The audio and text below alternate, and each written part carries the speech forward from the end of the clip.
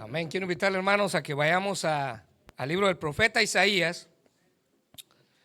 Isaías capítulo 9. Y vamos a darle lectura a los primeros dos versículos. Hoy llegamos a la época de Navidad y vamos a hablar acerca de los elementos de la Navidad. Cosas que hoy en día se nos quiere robar de la verdadera Navidad. Así que Isaías 9, del 1 al 2, si usted tiene su Biblia ahí a la mano. La Biblia dice en el versículo 1, mas no habrá siempre oscuridad para la que está ahora en angustia, tal y como la aflicción que le vino en el tiempo que livianamente tocaron la primera vez a la tierra de Zabulón y a la tierra de Neftalí, pues al fin llenará de gloria el camino del mar, de aquel lado del Jordán, en Galilea, los gentiles. Pero ve el versículo 2, el pueblo que andaba en tinieblas vio gran luz, los que moraban en tierra de sombra de muerte, luz resplandeció sobre ellos. Hoy vamos a hablar acerca de la esperanza de la Navidad. Dije que todo este mes vamos a hablar acerca de los elementos de la verdadera Navidad, y el primer elemento del cual vamos a hablar es la esperanza. Ahora llegamos a la época en la cual a lo largo de la historia la iglesia aprovecha para celebrar la primera venida de nuestro Señor y Salvador a este mundo.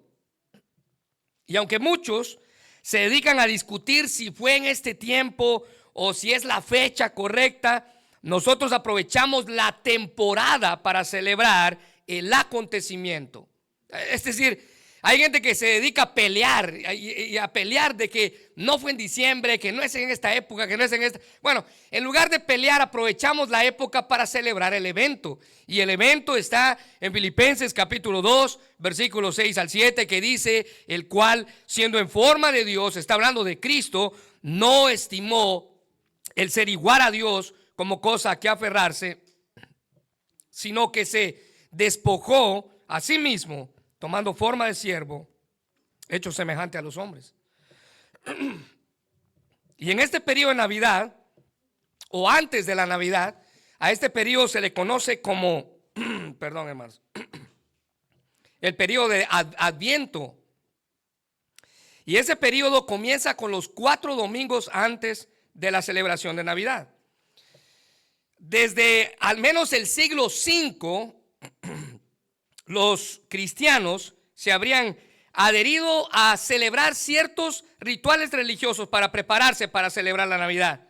Y a este periodo, les dije, se le conoce como Adviento. Si usted quiere anotarlo ahí en sus notas, Adviento. Y esta palabra proviene del latín adventus, que significa por venir, es decir, el que había de venir o el que va a venir. Y los cristianos en la antigüedad celebraban en este tiempo con diversas actividades, tales como la oración, la meditación, la lectura de las escrituras y a veces el ayuno durante las semanas previas a la Navidad. A las semanas previas a la Navidad se le conoce como el Adviento, lo que usted y yo estamos haciendo hoy, hablando acerca de la Navidad cuando aún todavía no es Navidad. En esta preparación, los cristianos a lo largo de la historia dedicaban tiempo a la oración, les dije, a la lectura, a la meditación y en ocasiones al ayuno. La pregunta que yo quiero hacerles en esta mañana es: ¿cómo usted se prepara para celebrar Navidad? ¿Qué usted hace para prepararse para Navidad? Una vez le pregunté a un compañero de trabajo y me dice: 3 meses tengo engordando un cerdito que ya nos vamos a comer en Navidad, me dijo. Bien preparado estaba el cerdito, engordándolo durante 3 meses. Bueno, mire, en su libro El propósito de la Navidad, el escritor Scott Jackson nos da 4 razones para celebrar el Adviento, o el tiempo de preparación para la época más especial del año, como lo es la Navidad. Mira ahí en sus notas, la primera razón que el escritor Scott Jackson nos da en su libro es para identificarnos con quienes esperaron al Mesías. La primera razón es de identificación. Usted celebra o se prepara en estas semanas para identificarse con aquellos que esperaban, al igual que usted y yo, la llegada del Mesías, la llegada de aquel niño que iba a nacer. En los tiempos de Jesús, recuérdense que miles de judíos que esperaban la llegada del Mesías prometido, todos estaban a la expectativa de cuándo iba a llegar ese niño de quien los profetas habían hablado. Todo el pueblo estaba a la expectativa, todos esperaban un Salvador. Segunda razón, para conocer más de Jesús. Usted se prepara o usted debe celebrar este tiempo para conocer más de Jesús. Ya sea durante el Adviento o durante otro periodo del año, es importante que usted aparte tiempo especial para conocer esas áreas específicas de nuestra vida en la cual usted y yo podemos conocer más de Jesús. Pero esta temporada del Adviento podemos enfocarnos en buscar y crecer en amor y conocimiento hacia nuestro Salvador. Mira la tercera razón: para crecer juntos en comunidad. En un mundo plagado por el individualismo, nos hace bien enfatizar el aprendizaje y el crecimiento en comunidad. Los discípulos de Jesús estudiaron la palabra en comunión y Pablo enfatiza la importancia de leer las escrituras en voz alta, dice el apóstol Pablo, para que todos puedan escuchar y para que todos puedan aplicarla. Así que este es un excelente tiempo para crecer y aprender en compañía de otros. Nunca piense que la historia de Navidad está sobrecontada, porque a veces no le contamos la historia a nuestros hijos porque siempre dicen, esa historia ya me la sé. O es más, usted cuando escucha una predicación de Navidad, usted dice, esa historia ya me la sé. No, la historia de Navidad nunca está sobrecontada. Siempre es una historia especial. Ya sea en este año o el año que viene o los años pasados, siempre es una historia importante. Ahora note la cuarta razón: para desear más su segunda venida. ¿Sabe usted por qué ellos celebramos Navidad? Para desear su segunda venida. Como creyentes sabemos y esperamos la llegada del día glorioso cuando nuestro Salvador venga por segunda vez. Ya no como vino la primera vez. La primera vez vino como un niño en un pesebre, en el lugar más impensable que un niño pudiera nacer, un establo donde había animales. Ningún niño nace ahí. Pero su segunda venida, dice la Biblia, ahora Él ya no viene como un niño. Ahora Él viene como un rey glorioso, a traer su reino a esta tierra. Y así podemos experimentar el anhelo del porvenir al celebrar Navidad. Miren, está de más decirlo, pero la Navidad es una época especial de celebración. Y los cristianos, en lugar de discutir si fue el tiempo o la hora o la fecha exacta, deberían de aprovechar para hablar a otros sobre la misericordia de Dios al enviar a su Hijo a este mundo. A nacer como uno de nosotros. Recuérdese, Jesús nació como cualquier niño, pero a identificarse con la humanidad. Cristo vino, dice la Biblia, a salvar a una humanidad que estaba hundida en sus pecados. Romanos 5:8 dice, mas Dios muestra su amor para con nosotros, que en que siendo aún pecadores, Cristo murió por nosotros. Mira el versículo 9, pues mucho más ya estando justificados en su sangre, por Él seremos salvos de la ira. Ese fue el propósito de Cristo al venir a esta tierra. Salvarnos de la ira, limpiarnos de nuestros pecados. Dios envió a Jesucristo para que muriera por nosotros, no porque nosotros fuéramos buenos, sino porque Él nos ama. Así que cuando usted no se sienta seguro del amor de Dios, recuerde esto: si Él lo amó cuando usted era rebelde y estaba en contra de Él, ¿cuánto más no lo va a amar ahora que quiere acercarse a Él? Dios nos ama, y fue por eso que Jesús vino al mundo en Navidad. Fue el amor de Dios que motivó a Cristo a morir en el mismo lugar donde la Biblia dice que Él va a regresar por segunda vez. Ahora, note que eso debería de causar en nosotros un gozo eterno de celebrar en la época de Navidad y en todo el año lo que Cristo hizo por nosotros en su primera venida. Ahora podemos entender el anuncio que los ángeles le dieron a los pastores en Lucas capítulo 2, versículos 8 al 11, cuando hablaron del niño que había de nacer. Dice la Biblia en el versículo 8, y había pastores en la misma región que velaban y guardaban las vigilias de la noche sobre su rebaño. Y he aquí que se les presentó el ángel del Señor, y la gloria del Señor los rodeó de resplandor, y tuvieron gran temor. Recuérdense que todo esto pasó la noche en que Jesús nació. Versículo 10. Pero el ángel les dijo a los pastores: no temáis, porque aquí os doy nuevas, subraya esto, de gran gozo. El primer anuncio de la Navidad fue de gran gozo, que será para todo el pueblo, que os ha nacido hoy en la ciudad de David un Salvador, que es Cristo el Señor. Ahora mire, tristemente en nuestros días hay diversos sentimientos que tratan, como les dije al inicio, de robarnos el verdadero sentir de la Navidad. Hay cosas que vienen a nuestra vida que tratan de robarnos estos elementos principales de la Navidad, como lo es la esperanza. Déjeme darle un ejemplo. Cosas como el desánimo trata de robarnos la Navidad. La amargura trata de robarnos la Navidad. La envidia, la soledad, la tristeza. Yo no sé por qué, un día estábamos hablando con Samuel, qué curioso es que todas las canciones que no son cristianas de la Navidad tienen que ver con algo triste. Sí, es que la melancolía como que embarga el momento. Y todo, en inglés y en español hay muchas canciones que nos hablan de lo triste de la Navidad o la triste Navidad. Y, la Navidad no fue triste, pero el problema es que estos sentimientos, como lo son el desánimo, la amargura, la envidia, la soledad y la tristeza, tratan de apoderarse de nosotros y de robarnos lo que realmente significa la Navidad. Estas cosas que acabo de mencionar tienen como propósito desviar nuestra atención de lo más importante. Quieren robarnos la Navidad. Se parece mucho a este personaje icónico de la Navidad que se llama el Grinch, ¿verdad? ¿Usted conoce el Grinch? Todos conocemos al Grinch, ¿verdad? Y ahora ya formó parte de la Navidad. Solo quiero comentarles que este personaje, aunque ahora es más moderno en su imagen en sí, fue un personaje que surgió en 1957 por una de las mentes más brillantes, hablando de lecturas infantiles, como el Dr. Seuss o el Dr. Seuss, como lo que se conoce en español. Pero Dr. Seuss escribió este libro y de ahí es donde surge este personaje en 1957. Si usted conoce la historia, ha visto las películas o en alguna ocasión ha tenido la oportunidad de leer el libro, se trata de que el Grinch trata de robarse la Navidad porque él no quiere que nadie más la celebre. Este personaje tiene como propósito o su fin era odiar la Navidad y se dio a la tarea de robársela.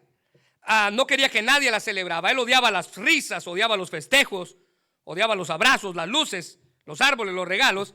Y aunque esas cosas no son la Navidad, en sí la línea del pensamiento es que hay algo que quiere robarnos el sentimiento de Navidad. En nuestros días, los sentimientos que les acabo de mencionar vienen a nosotros para querer robarnos los elementos de la Navidad. Y la Navidad es más que regalos, es más que cosas materiales. La primera Navidad, aquella noche en Belén, significó mucho más que algo material para recibir. Dios había visitado a su pueblo por medio de la encarnación de su Hijo, el Dios hecho hombre. Mire cómo Juan lo describe. En Juan capítulo 1, versículo 14 dice: y aquel verbo, refiriéndose a Jesús, fue hecho carne y habitó entre nosotros, y vimos su gloria, gloria como la del unigénito del Padre, lleno de gracia y de verdad. Si hay una palabra que debe resaltar la Navidad es esperanza. La Navidad significa esperanza, ya que todo esto era lo que la gente sentía en sus corazones cuando hablaban del Mesías. Cada vez que un profeta hablaba de ese niño que iba a nacer, ellos sentían esperanza, tenían esperanza. Esa esperanza los hizo a ellos poner sus ojos en el Mesías que había de nacer. Ahora, mire el paisaje en el que Israel vivía en aquella época. Recuérdense que Israel, en aquella época en la que Jesús nació, lo último que ellos tenían era esperanza. La nación que se había levantado con orgullo ahora era esclava, ahora estaba bajo el yugo de los romanos. Los romanos imponían cargas, los romanos imponían impuestos, los romanos se apoderaron sobre ellos, y aunque la tierra era de ellos, eran los romanos los que gobernaban. Entonces, lo menos que tenía el pueblo en aquella época en la que Jesús nació fue esperanza. Siglos antes se había recibido la promesa de un libertador. Recuérdense que este pasaje que acabamos de leer en Isaías se escribió 700 años antes de que Jesús naciera. Y en él, en Isaías 9, 6 al 7, que está ahí en sus notas, dice: porque un niño nos es nacido, un hijo nos es dado, y el principado sobre su hombro, y llamará su nombre admirable, consejero, Dios fuerte, Padre eterno, príncipe de paz, y lo dilatado de su imperio no tendrá límite sobre el trono de David y sobre su reino, disponiéndolo y confirmándolo en juicio y en justicia desde ahora y para siempre. El celo de Jehová de los ejércitos hará esto. 700 años antes y 700 años después, el pueblo vivía sin esperanza. Mire, una de las canciones navideñas o de los himnos navideños que más resalta la esperanza que se vivió aquella noche es un himno escrito hace mucho tiempo atrás llamado Santa la Noche. Ese himno nos recuerda cuál fue el propósito detrás del nacimiento de Jesús. Fue ofrecernos esperanza. Esperanza. En medio de la desesperación podemos encontrar esperanza. Una de las estrofas de ese himno dice lo siguiente, está ahí en sus notas: una esperanza todo el mundo siente, la luz de un nuevo día al fin brilló. Miren lo que dice Isaías 9:2 que acabamos de leer: el pueblo que andaba en tinieblas vio gran luz, los que moraban en tierra de sombra y de muerte, luz resplandeció sobre ellos. Así que en medio de esa sensación de desesperanza nació la verdadera esperanza, y la verdadera esperanza se llamaba Jesús. La verdadera esperanza se llamaba Jesús. La tragedia, hermanos, de la primera Navidad fue esta: fue que muchas personas pasaron desapercibidas la verdadera esperanza. Es decir, la tragedia fue que pocos se dieron cuenta que había llegado la esperanza.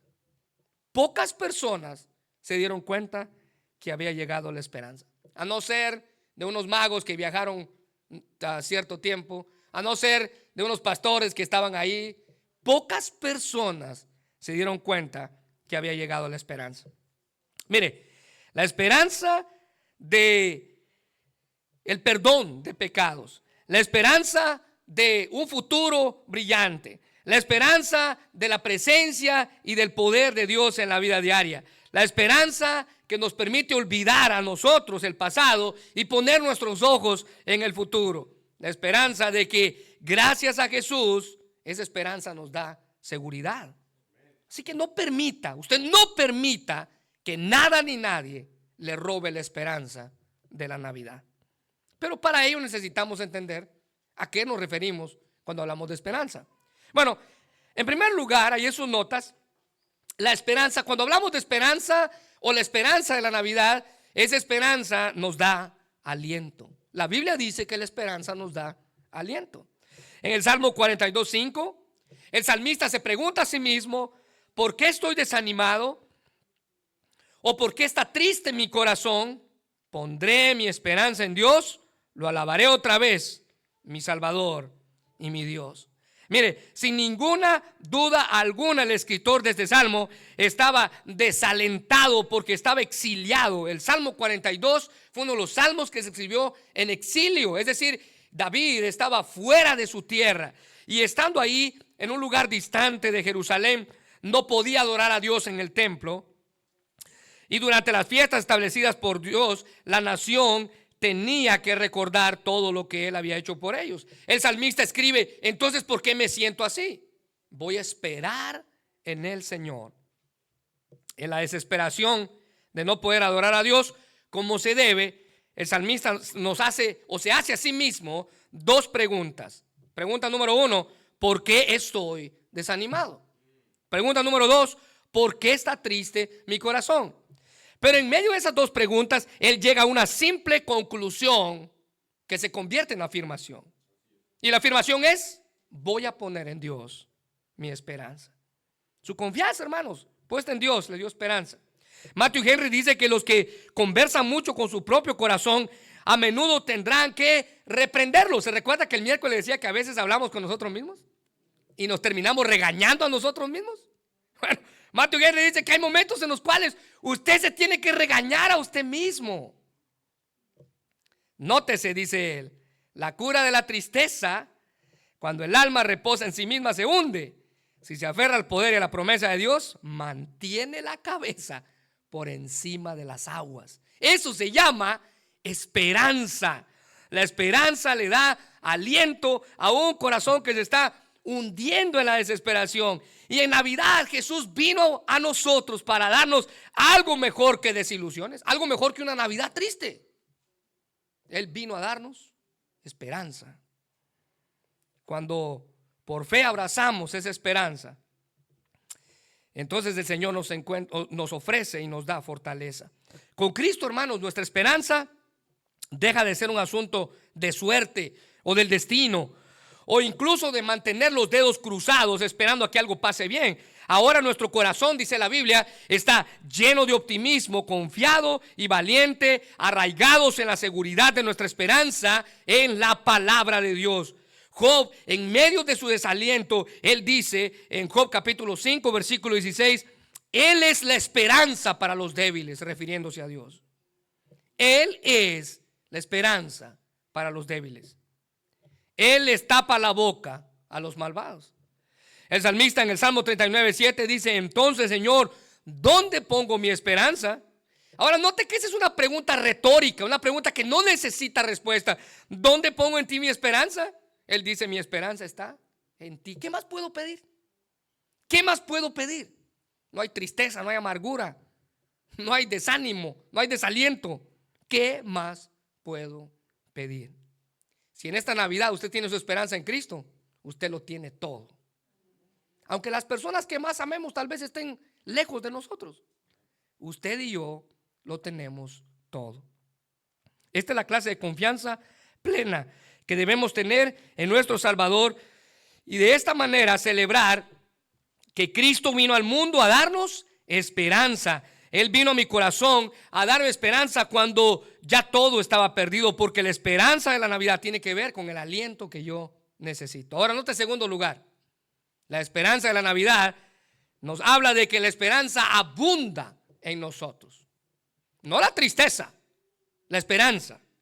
En Romanos 15:13, la Biblia dice: y el Dios de esperanza os, subraya esto por favor, llene, nos dé más, nos llene de todo gozo y de paz en el creer, para que abundéis, dice la Biblia, nos llene y abundemos en esperanza por el poder del Espíritu Santo. La Navidad debe de estar llena con una abundante esperanza, y esa maravillosa oración del apóstol Pablo nos revela dos aspectos importantes de la esperanza que debe de abundar en nuestras vidas. En primer lugar, lo que ese pasaje nos enseña es que Dios es la fuente de nuestra esperanza.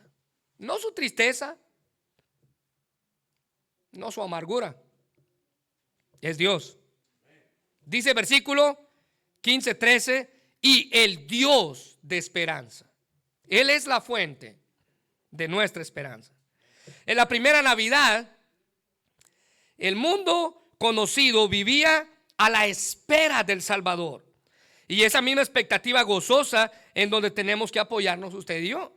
Dios es el cimiento de nuestra esperanza, no ninguna teoría o ninguna filosofía ni ninguna creencia, sino es una persona, Cristo Jesús. Así que la esperanza es una realidad arraigada en el mismo Dios.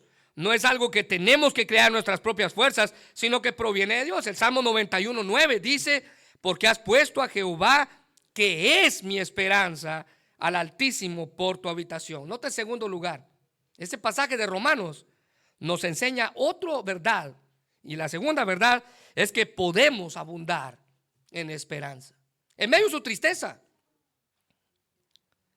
Y esto tiene que ver con el hecho de que Dios nos da de su Espíritu glorioso, surgiendo dentro de nosotros la esperanza bendita de nuestro Salvador y Señor. La esperanza no se trata simplemente de algo que hacemos mientras apretamos los dientes, les dije, o cruzamos los dedos para ver qué va a pasar. La esperanza es al que viene a nosotros de parte de Dios a través de su Hijo Jesucristo. Esto es el Espíritu Santo en nuestra vida. Isaías afirma que estos pueblos que andaban en oscuridad, versículo 1, el pasaje que leímos al inicio, pronto llegaría la luz, la primera vez. Y esa primera vez llenará de gloria, dice el versículo. Por primera vez la luz iba a llegar a ellos, y por primera vez esa luz iba a llenarlos de gloria.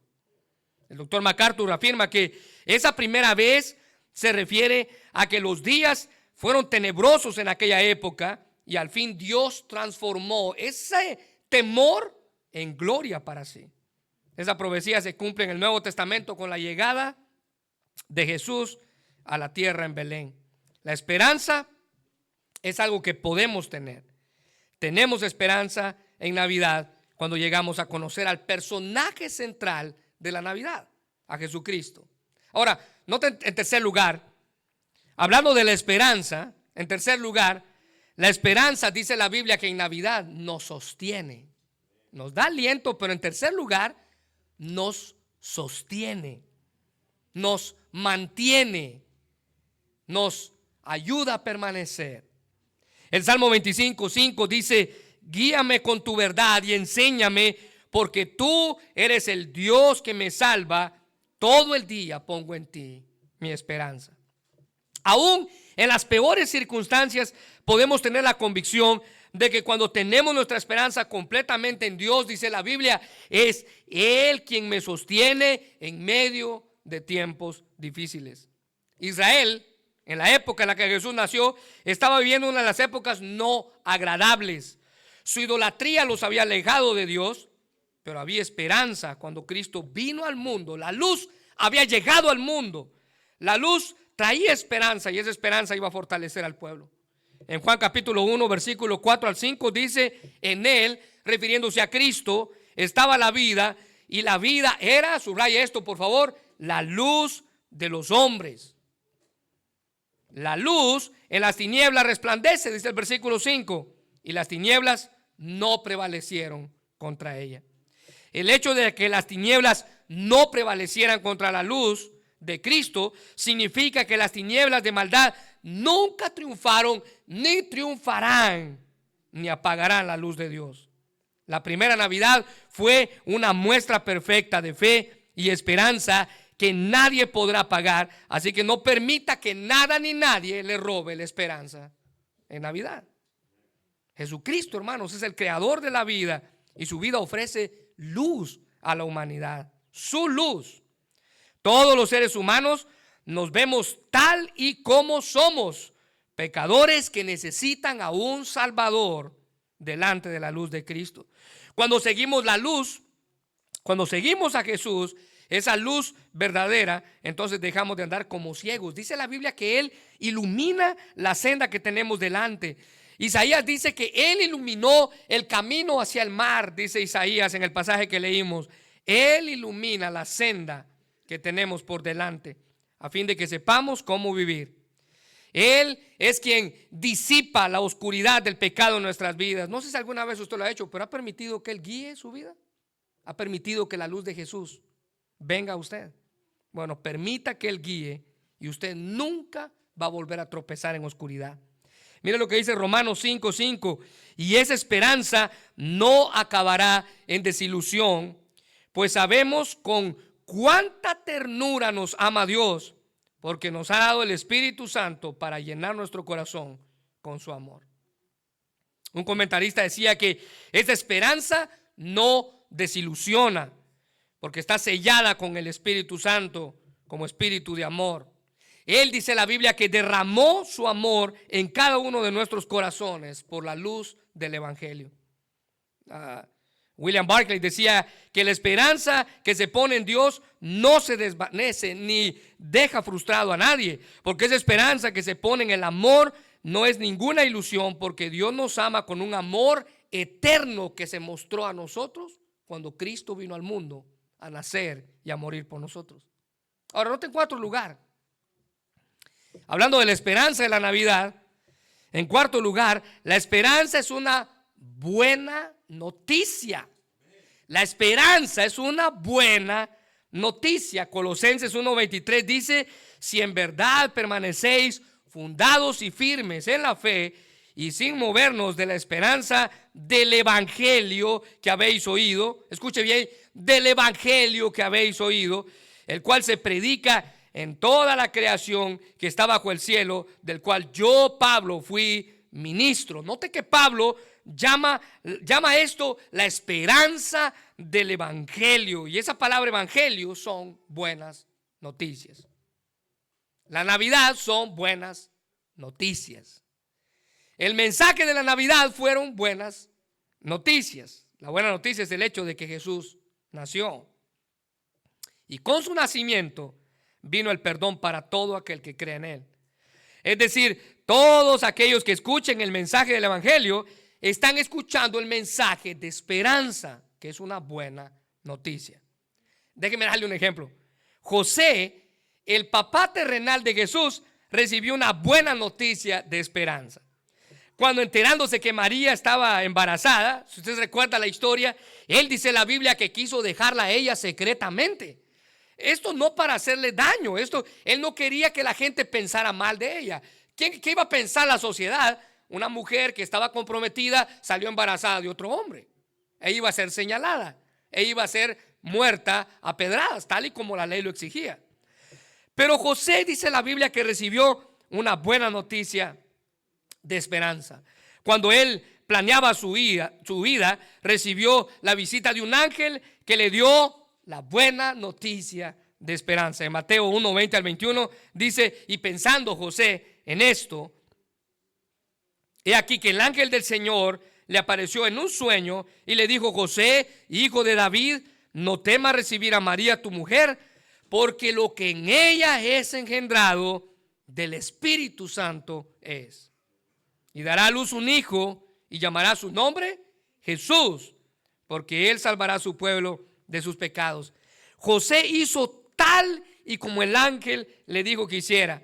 A pesar de todo lo que implicaba enfrentar esa situación, él tuvo la esperanza por medio de esta buena noticia que Dios le estaba indicando que cumpliría el propósito en su vida y en la vida del niño. Es decir, José, tú vas a ser el padre terrenal de este niño.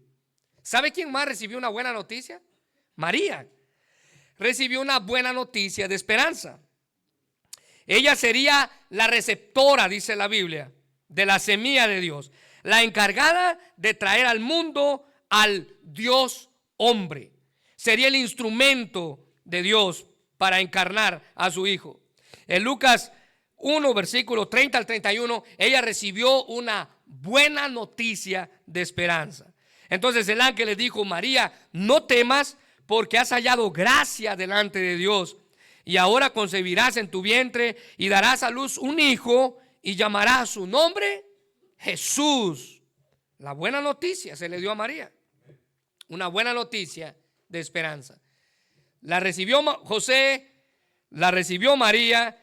Dios pudo haber escogido a cualquier otra mujer, pero la Biblia dice que el ángel le afirmó: tú has hallado gracia delante de Dios. Encontró la esperanza que ella, al igual que todos los demás seres humanos, necesitaban. María, al igual que usted y yo, necesitaba un Salvador, y así fue como ella habla de su Salvador, del niño que acababa de nacer. Ella se refiere a él como su Salvador. En su canto, en Lucas capítulo 1, versículo 46 a 47, cuando ella supo de la noticia que ella iba a dar a luz al Dios hombre, ella dijo: engrandece mi alma al Señor, mi espíritu se regocija en Dios, subraya esto por favor, mi Salvador.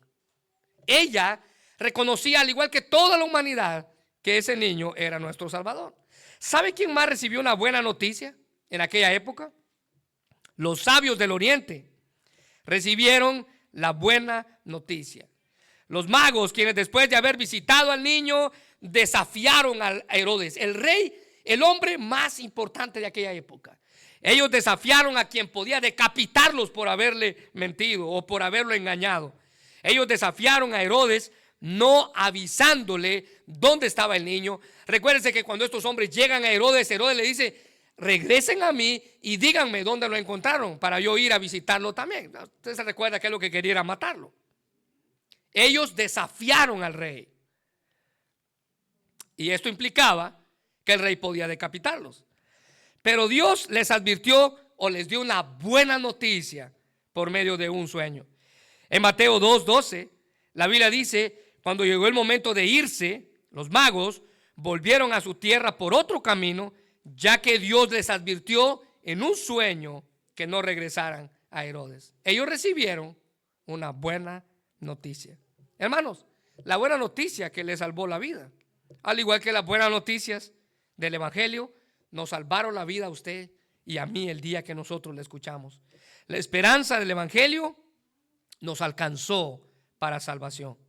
Romanos 1:16 al 17 dice: porque no me avergüenzo del Evangelio, porque es poder de Dios para salvación a todo aquel que cree, al judío primeramente y también al griego. Y escuche bien el versículo 17: porque en el Evangelio la justicia de Dios se revela por fe y para fe. Escrito está: mas el justo por la fe vivirá.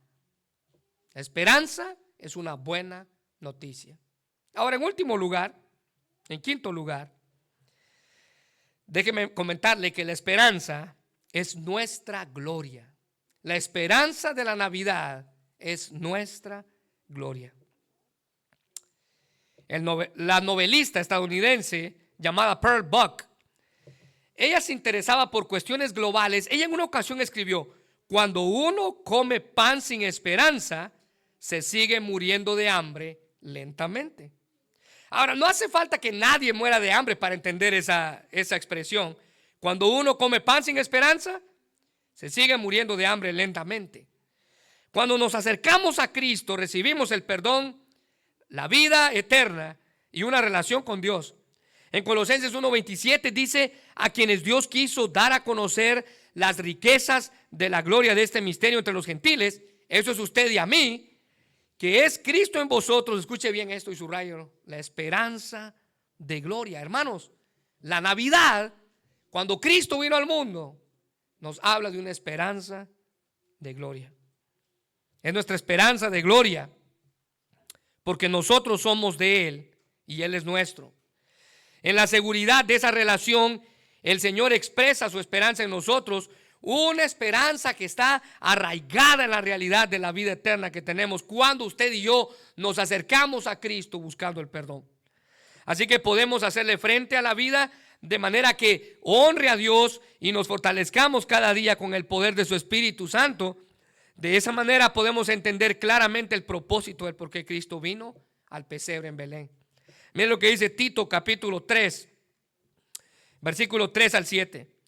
Porque nosotros también éramos en otro tiempo insensatos, rebeldes, extraviados, esclavos de concupiscencias y deleites diversos, viviendo en malicia y envidia, aborrecibles y aborreciéndonos unos a otros.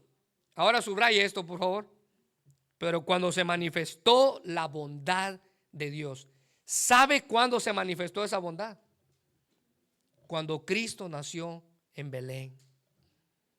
Esa bondad se manifestó cuando Dios decidió enviar a su Hijo al mundo a nacer como un niño. Pero cuando se manifestó la bondad de Dios, nuestro Salvador, y su amor para con los hombres, nos salvó no por obras de justicia que hubiéramos hecho, sino por su misericordia, por el lavamiento de la regeneración y por la renovación del Espíritu, el cual derramó en nosotros abundantemente por Jesucristo nuestro Salvador, para que justificados por su gracia viniésemos a ser herederos conforme a la esperanza de la vida eterna. Mire, habrá momentos en los que la esperanza parezca estar fuera de nuestro alcance, tal y como Israel vivía en el tiempo en el que Cristo nació. Pero siempre podemos confiar en el Dios de toda esperanza. Él está aquí y su misericordia, dice Pablo aquí en Tito, es grande para todos los hombres. Ahora termino con esto.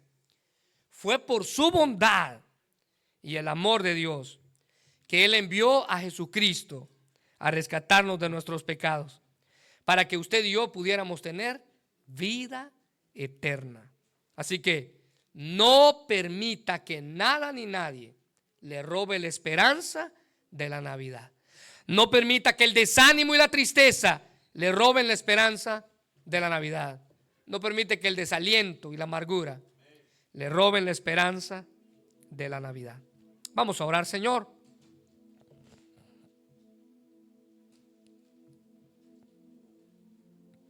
Te damos gracias en esta tarde por el privilegio que nos has dado, Señor, de poder escuchar tu palabra.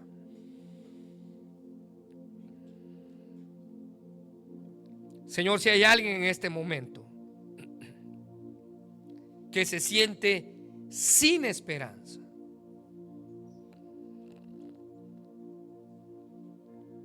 permite que seas tú, Señor, quien pueda mostrarle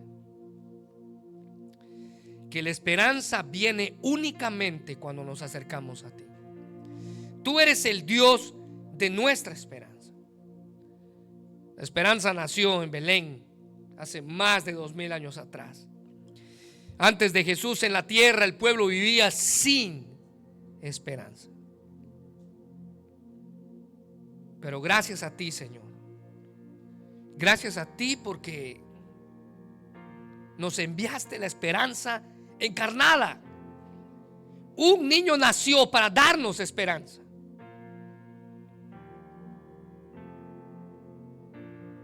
Jesús nació para darnos esperanza. Señor, ayúdanos a agarrarnos de esa esperanza en Navidad. Y si hay alguien, Señor, que desde ya estas fechas lo ponen triste, estas fechas lo hacen sentir nostalgia que no necesita sentir, permite que esa persona pueda encontrar su esperanza en ti.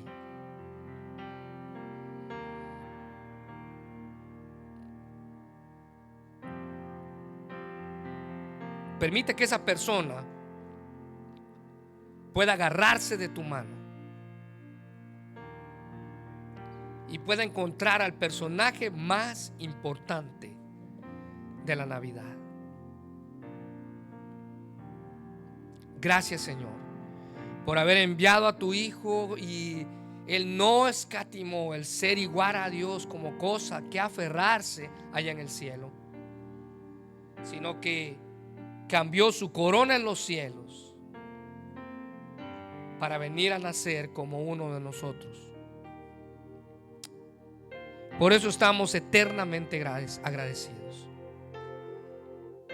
Gracias por la primera Navidad y gracias por la esperanza que podemos encontrar en ella. Gracias porque a pesar del consumismo y de todo lo que está a nuestro alrededor, tratando de desviarnos, que es lo más importante de la Navidad, ayúdanos a recordarnos, Señor, que la Navidad es esperanza. Porque eso fue lo que viniste a traer al mundo. Trajiste esperanza. Gracias, Señor, por tu palabra. Ayúdanos a que esta semana,